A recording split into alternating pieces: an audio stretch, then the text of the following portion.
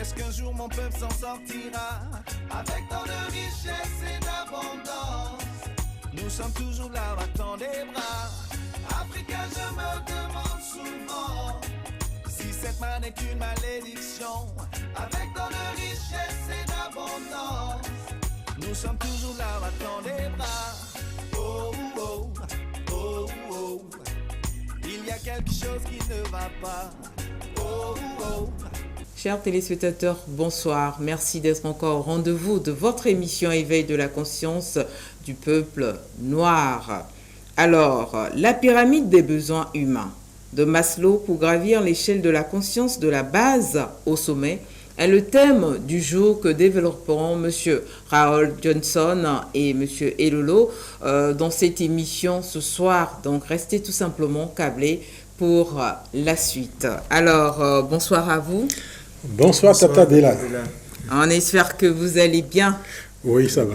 Ça va? Ça va. Ah, d'accord. Comme ils disent que ça va, ça veut dire qu'on peut débuter. Alors, Monsieur Johnson, est-ce qu'on peut faire un rappel de tout ce qui a été dit la dernière fois? Bien sûr. Merci, Tata Dela, et bonjour, téléspectateurs. La dernière fois, nous avons vu le thème « Comment s'affranchir des barrières mentales pour obtenir croissance, richesse et, je dirais, bien-être ». Ce thème, nous l'avons abordé en insistant sur un aspect un peu particulier qui est la pyramide des besoins de Maslow. Nous avons eu des retours où il nous est demandé d'approfondir un peu cette pyramide des besoins aujourd'hui de manière à ce que, de façon pratique et par rapport à notre contexte, les téléspectateurs puissent tirer l'essentiel de ce thème.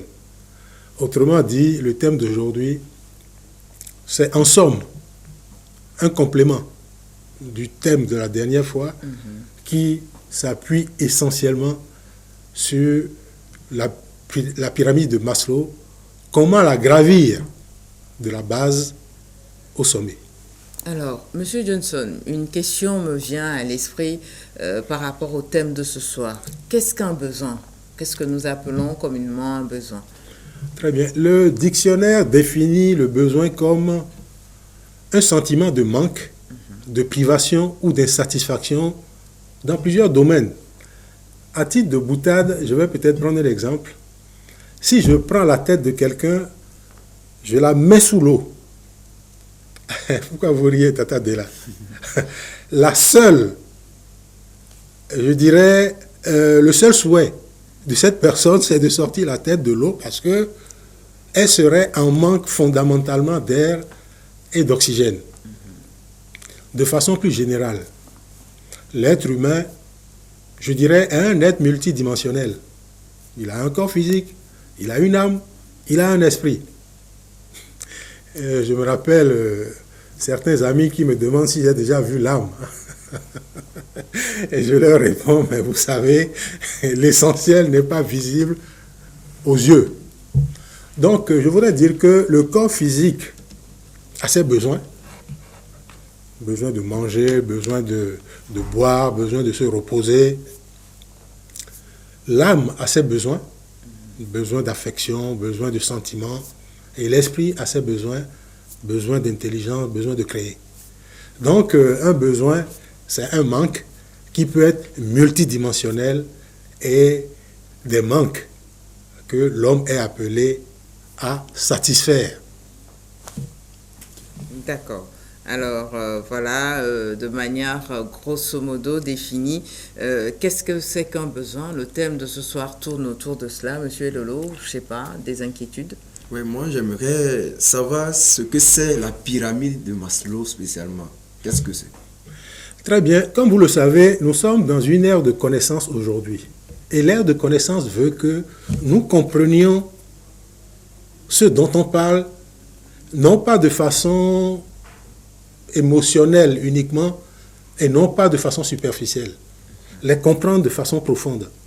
Donc la pyramide de Maslow est une étude, une approche de priorisation des besoins humains que Abraham Maslow a établi dans les années 1930.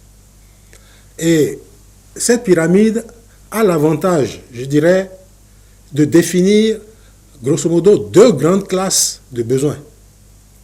Les besoins inférieurs et les besoins supérieurs. Les besoins inférieurs, ce sont les besoins du corps physique. Ces besoins se voient. Si j'ai un bon plat d'attiéké que je veux manger, parce que j'ai faim, vous verrez le plat. J'ai un verre d'eau, je veux boire, vous le verrez. Mais il y a les besoins de l'esprit également. Comme vous le savez, un esprit non instruit, je m'excuse, est un esprit ignorant. Et un esprit qui est incapable de voir dans le monde, je dirais, immatériel, dans l'espace-temps. Et si je puis me permettre, est incapable de voir dans le monde invisible ses propres pensées. Parce que les hommes que nous sommes, nous voyons nos pensées. Si nous prenons du recul et réfléchissons. Mais ce que Abraham Maslow a fait également d'extraordinaire, c'est que sur ces deux classes de besoins inférieurs, supérieurs, il a défini 5 besoins. Ok. Besoin biologique, besoin de sécurité, besoin d'appartenance, besoin d'estime de soi et besoin d'épanouissement. Alors, nous allons débuter avec la première étape, tout simplement, besoin biologique. Très bien. Comme vous le savez, les besoins biologiques, comme je l'ai dit tantôt, se préoccupent du corps physique. Et les besoins du corps physique, depuis la nuit des temps, n'ont pas grandement Changé, c'est ça? pas grandement changé. Ils ont changé peut-être dans leur forme, mais dans le fond, Demeurent des besoins qu'il faut forcément... demeurent des besoins qu'il faut satisfaire. Ils ont changé dans leur forme parce que, comme vous le savez, aujourd'hui, à l'ère de la technologie. à l'ère de la technologie, de la mondialisation, les hommes se marient entre eux, les femmes se marient entre eux, on se retrouve dans une société qu'on ne comprend pas. Mais bref, les besoins biologiques, ce sont les besoins de nourriture, nous avons besoin de manger pour prendre de la force, Se vêtir. nous avons besoin de nous vêtir, nous avons besoin de boire, nous avons besoin de nous accoupler, De s'épanouir. de nous. Bon, ce sont les besoins inférieurs et nous avons besoin, comment dirais-je, bon, comme vous l'avez dit, de nous vêtir. Donc, ce sont là essentiellement les besoins inférieurs. Mais aujourd'hui, avec les avancées de la science et des sociétés, ces besoins ont quelque peu évolué.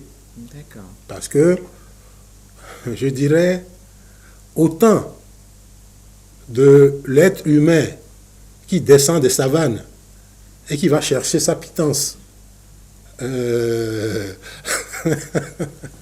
la forêt, les choses ont grandement changé.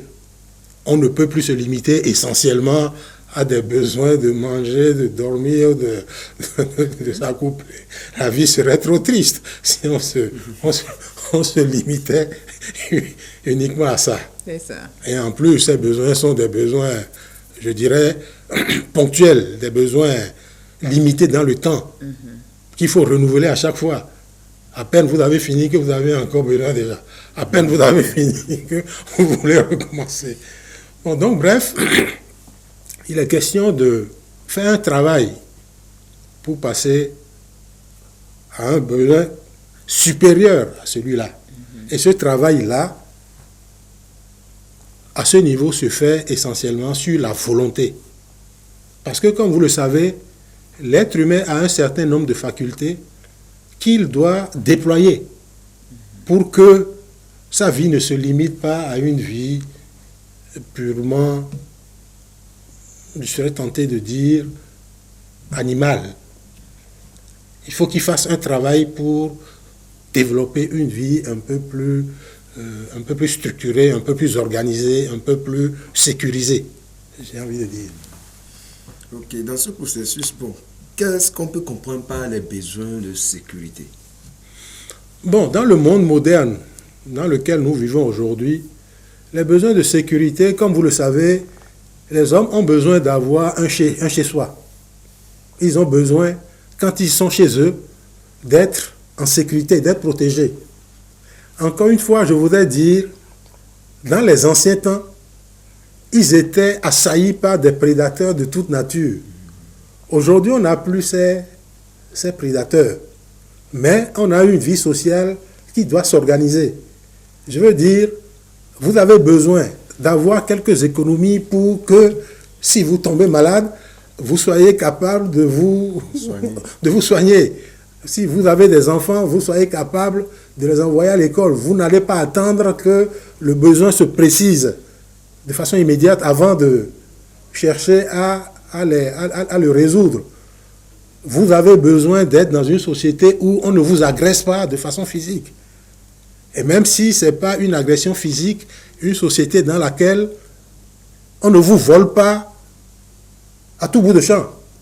Vous voulez acheter quelque chose, ce qui coûte 1000 francs, on vous dit que c'est à 5000 à la tête du client.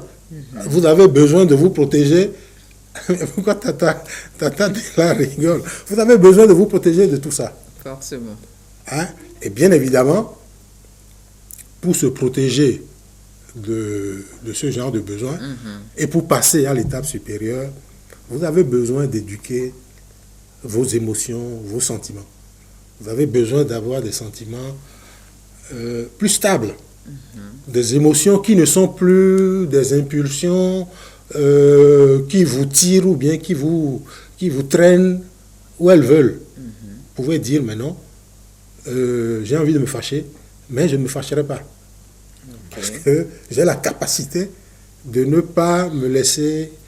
et dès que vous commencez à faire ce genre d'exercice, et bien évidemment, à travers un self ou un self-discipline, vous pouvez vous cadrer, vous contrôler vos réactions. Et quand vos réactions sont contrôlées, vous avez déjà une certaine maîtrise de votre propre sécurité, voire de la sécurité de votre entourage. Alors, je crois qu'en point 3, nous allons parler de besoin d'appartenance. Exactement. Appartenance à une société ou je ne sais pas. Bon, Qu'est-ce à dire concrètement? les besoins d'appartenance, comme vous le savez, l'homme est un animal social, comme on a l'habitude de le dire. Il vit en société. Nous naissons dans une famille, nous naissons dans une tribu, nous naissons... Aujourd'hui, la société s'est organisée, je dirais, en nation. Donc, nous vivons dans une nation. Et il est important que dans la nation, nous ayons des relations, je dirais, homogènes, harmonieuses, des relations paisibles avec les membres de la société. Sinon, nous sommes un peu isolés. Et quand on est isolé, on n'a pas la joie au cœur. Je voudrais peut-être raconter une petite anecdote. J'ai suivi, je ne sais plus si c'est sur les réseaux sociaux, on raconte qu'il y avait un match, enfin une compétition, où des gens devaient courir. Mais dans cette compétition, on a intégré 9 infirmes, 9 handicapés, qui devaient participer également à cette course. Et quand on a sifflé et que la horte a démarré, bien évidemment, les handicapés également ont commencé à courir, mais il y a l'un d'entre eux qui, à peine à 3 mètres, est tombé gravement et s'est blessé. Et il a commencé à chialer. Vous savez ce qui s'est passé? Les 8 autres se sont arrêtés. Pour venir le secourir. Mais comment vous... Tata Dela lit dans les pensées. Donc bref, ils se sont arrêtés, ils ont regardé derrière, ils ont vu que l'un d'entre eux avait des difficultés. Ils sont venus. Et la magie de l'histoire, vous la connaissez? Non. Il y avait une fille, une jeune fille, parmi les 8. Elle fait un bisou À celui qui est tombé. à celui qui est tombé pour lui dire, bon, ça va aller, ça va aller. Maintenant, on va te prendre en charge. Et, effectivement, ils ont porté celui qui est blessé. Pour faire les tours, il fallait faire 10 tours. Ceux qui sont en bonne forme ont fini depuis. Mais ils ont continué à faire leur tour jusqu'à arriver à la ligne d'arrivée. Et vous savez ce que le public a fait? On les a ovationnés. On s'est levé comme un seul homme et on les a... Naturellement. C'est extraordinaire. Ceci pour dire que... Et d'ailleurs, la chose s'étant passée comme ça, le prix a été, un prix spécial a été créé pour, Voilà. pour nos amis. Donc, c'est pour dire que quand on se met en équipe, on peut faire de grandes choses. Et d'ailleurs, l'essence de l'être humain, c'est de vivre en société, c'est de travailler ensemble et c'est de progresser ensemble. L'union fait la force. L'union fait la force et comme on le dit également, seul vous pouvez être très riche, aller vite, mais ensemble, non seulement vous pouvez aller loin, vous y allez avec beaucoup plus de joie, beaucoup plus de paix et beaucoup plus de confiance. Et bien évidemment, pour passer à l'étape suivante, parce que c'est vrai, il faut de la foi, il faut de la confiance, il faut de l'assurance qu'il faut développer pour pouvoir vivre en société. Et il faut des valeurs. Il faut des valeurs morales. Je m'excuse de le dire, qui manquent un peu dans nos sociétés africaines. Des valeurs qui font que le bien-être de ton frère te préoccupe.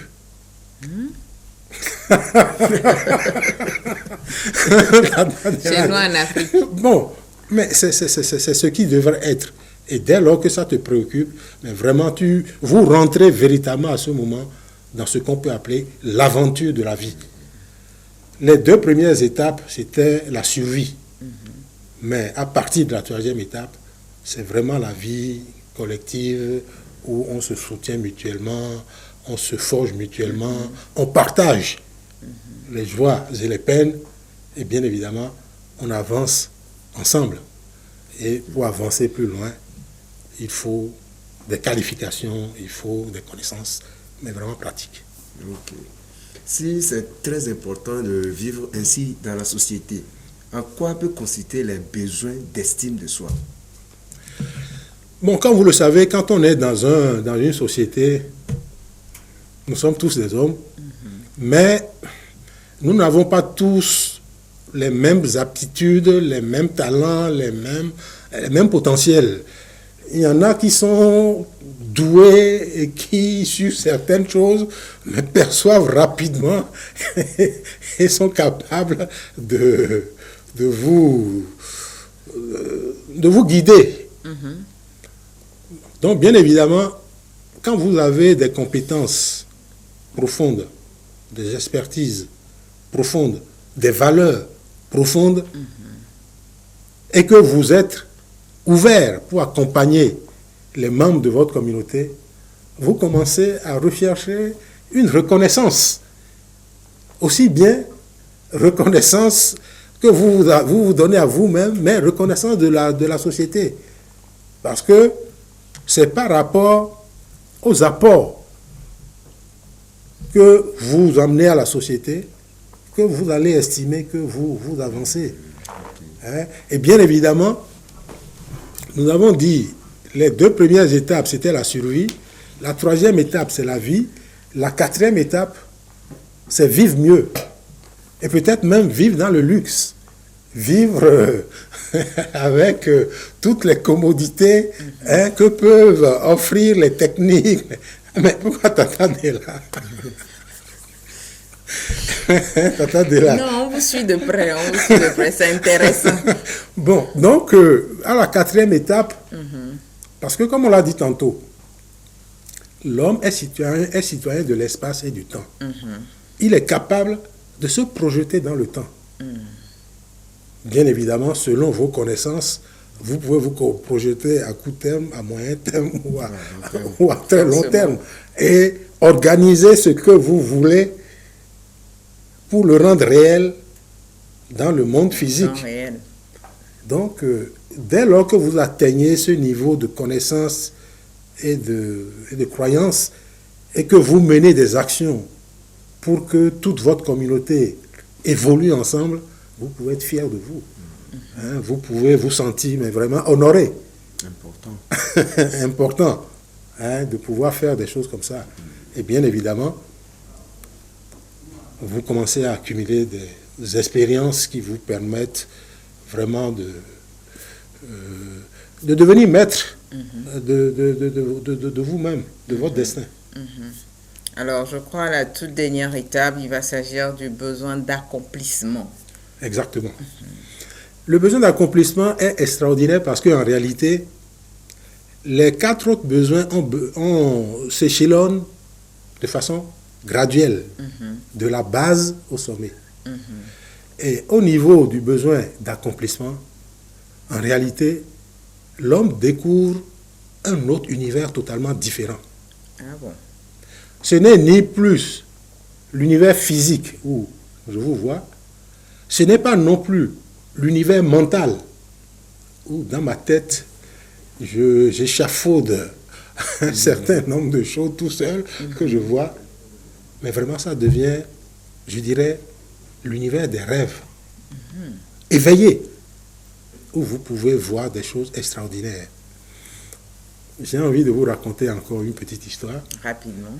Très rapidement. J'ai fait un voyage à une époque, ça remonte peut-être à 6 ans. J'allais à Casablanca, j'étais dans un avion. À un moment donné, l'avion tournoyait dans le ciel. Oh, turbulence. Mais Tata Della a la chic de tout comprendre avant qu'on ne le dise.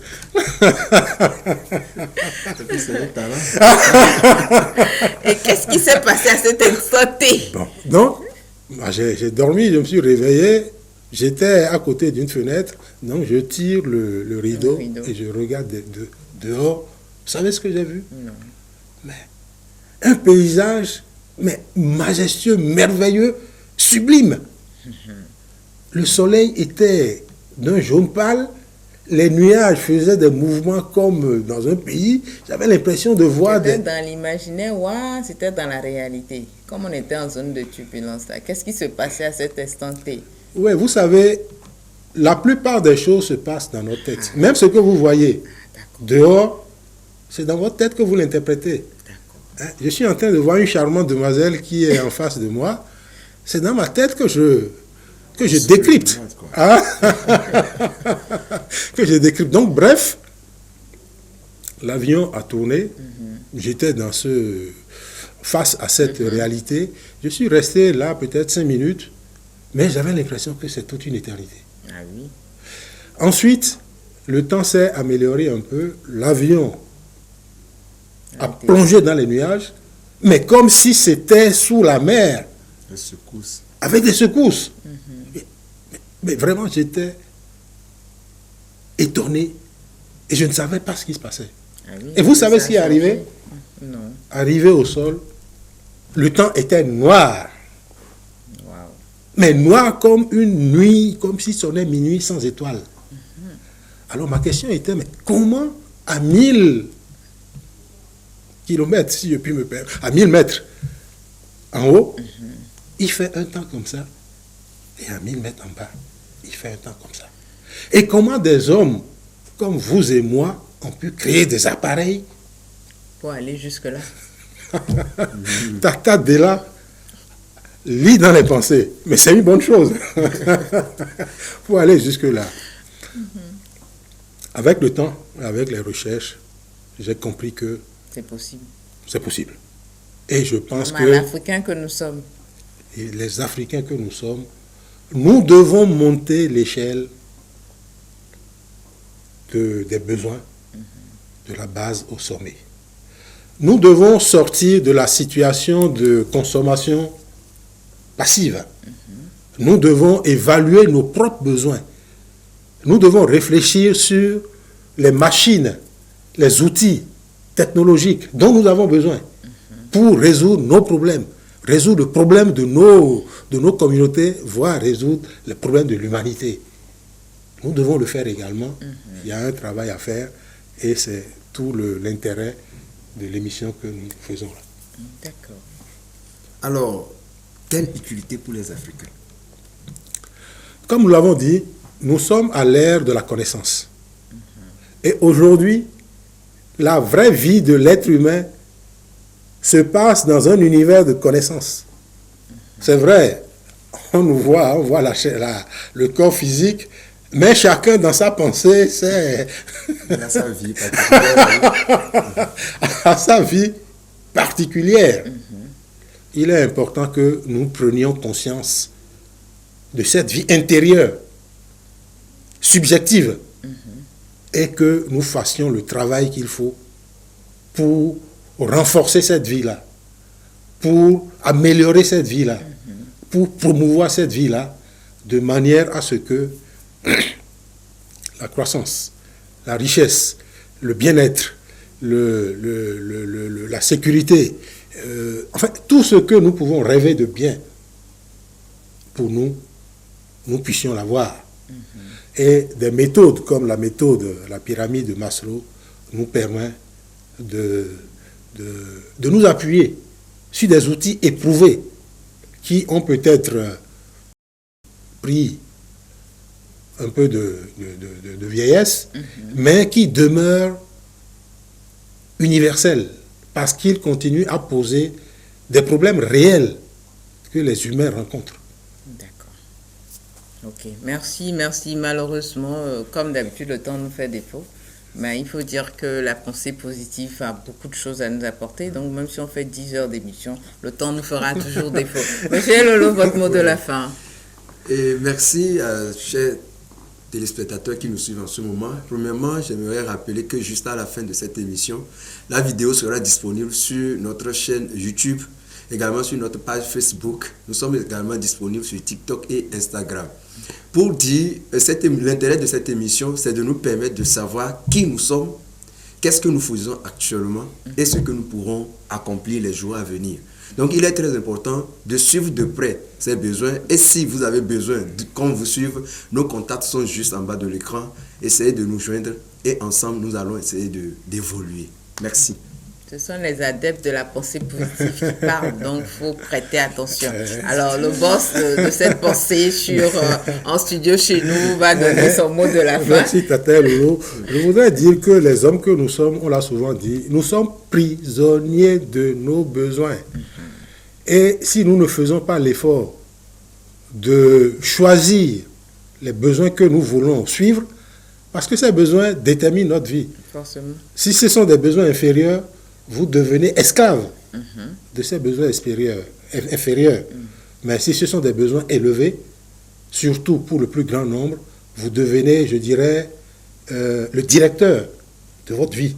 Parce que vous choisissez la direction dans laquelle vous voulez aller et vous pouvez faire un travail pour y aller. Aujourd'hui, à l'ère de la connaissance, nous pouvons nous autoriser à dire que nous sommes capables d'être riches, d'être forts, d'être puissants, d'être prospères. Nous sommes capables de réaliser la vie que nous rêvons pour nous-mêmes et pour nos communautés. La pyramide de Maslow est un formidable outil qui peut nous y aider. Nous y aider parce que, comme l'a dit M. Lolo, dans une certaine mesure, elle nous permet d'identifier notre état de conscience, notre personnalité, à quel niveau nous sommes par rapport à la pyramide. Une pyramide en 5 étapes qui identifie 5 niveaux de maturité de notre esprit, 5 états de conscience que nous devons essayer de gravir. Et bien évidemment, ces 5 états de conscience correspondent à 5 besoins que nous devons satisfaire pour pouvoir être en phase avec aussi bien notre état de conscience que nos besoins. Alors, chers téléspectateurs, je voudrais vous demander, par rapport à l'échelle, où vous situez-vous? Vous situez-vous à la base? Vous situez-vous au milieu? Ou vous situez-vous au sommet? En tous les cas, aujourd'hui, il est possible d'aller au sommet. Et en plus, votre position détermine les besoins que vous avez.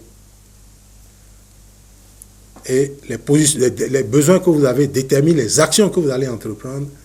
Les actions que vous allez entreprendre déterminent la vie que vous aurez. Alors, quelles sont les actions que vous voulez faire?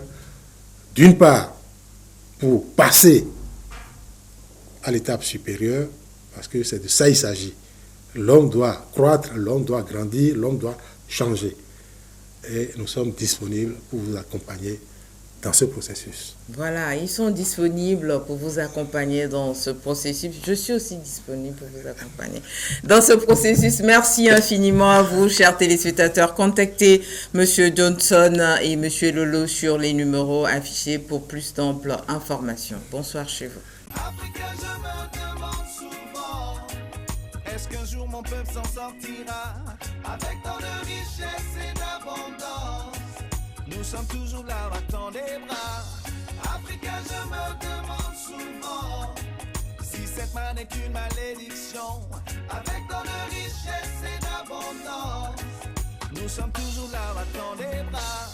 Oh, oh, oh, oh, oh. Il y a quelque chose qui ne va pas.